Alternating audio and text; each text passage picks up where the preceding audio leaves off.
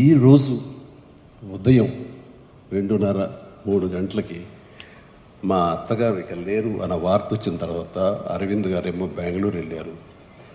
నేను ఒక్కడిని ముందు వెళ్ళినవాడిని. నేను అక్కడికి వెళ్ళిన తర్వాత ఆవిడ డిడ్ నో మోర్. ఆ సమయంలో గోపి గారు మనం అనుకున్న ఈ ఆర్గాన్ డొనేషన్ గురించి నాకు గుర్తుకొచ్చింది.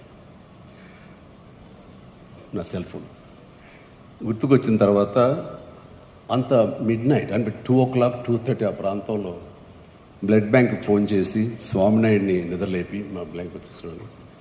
ఎల్వి ప్రసాద్ హాస్పిటల్ ఎవరైనా టెక్నీషియన్స్ ఉంటారా, నేను ఆవిడ కానీ ఆ ఐ డొనేషన్కి నేను మిగతా ప్రిపేర్ చేస్తాను అంటే, సార్ ఈజీ చేయొచ్చు సార్, వాళ్ళు రెడీగా ఉంటారు, స్టాండ్ బై 24/7 అంటే వాళ్ళని తీసుకురా ముందని చెప్పేసి అరవింద్కి ఫోన్ చేసిన. అరవింద్కి తెలిసి ఎయిర్పోర్ట్కి బయలుదేరాడు.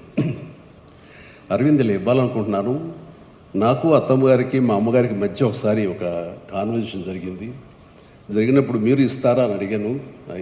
అన్నప్పుడు బాబు కాలి బూడిదైపోయి వస్తాం కదా, అయిపోయి దానికి చచ్చిపోయి ఉంచుకుని ఏం చేస్తాం, అలాగే బాబు నీ ఇష్టం అన్నారు.